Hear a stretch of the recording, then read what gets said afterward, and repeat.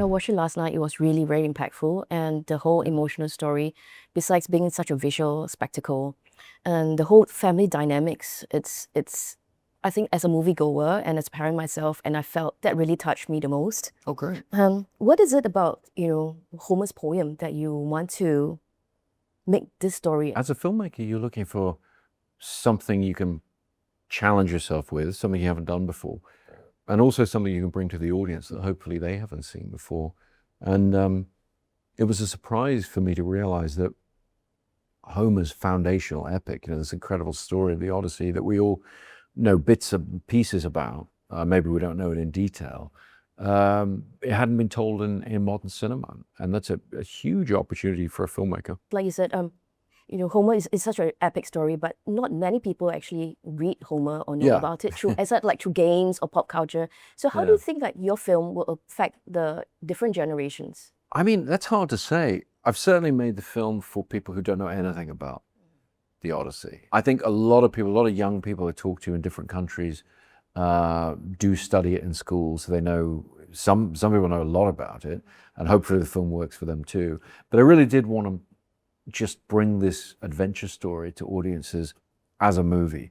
So you don't have to know anything about Homer, coming into the film, and hopefully people will be entertained, because it's a terrific story. What do you hope that, moviegoers will get out from it? You want to go to the cinema to have an experience. We shot the film using IMAX cameras to get the best possible image quality. We wanted to really throw people onto the deck of Odysseus' ship, pitching in the waves.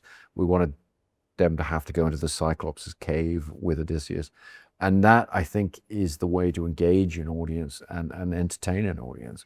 As I say, it's one of the great adventure stories. So we really try to just bring people there. This is your third film with Matt Damon.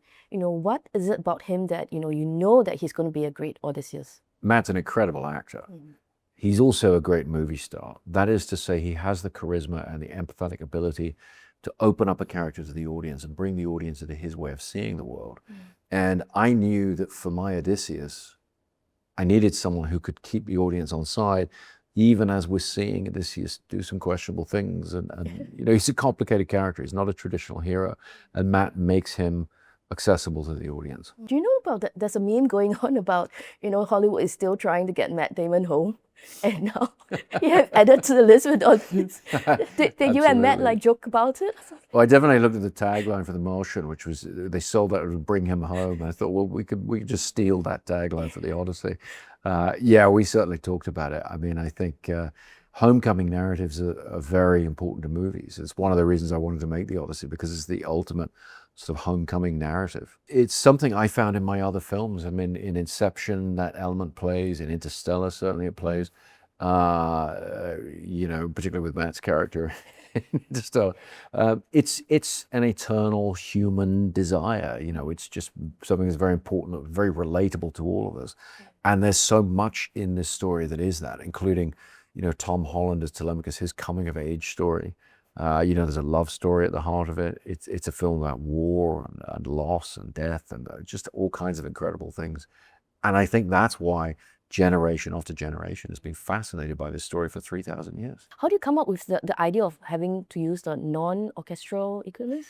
Well, Ludwig Göransson, he was just an amazing composer. This is the third film I've done with him. And I always try to give him whatever notions I have. I mean, I'm not a musician, but whatever notions I have early on, I give him that when he reads the script. And in this case, I said, we know visually and design-wise and the tone, we don't want to be like the Hollywood movies of the 50s and 60s. So I'm not going to have the actors speak with English accents. We're not going to sort of make this kind of elevated world. We want an earthy and accessible world.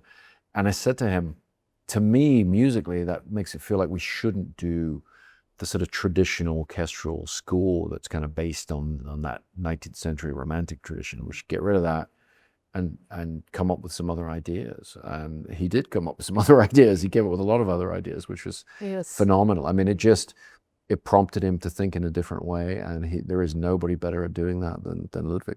Yeah, it's really, really amazing here, the whole entire package. Oh, good. Congratulations once again. Thank you. Hopefully one day you come to Singapore. I would love to come to Singapore. Thank you.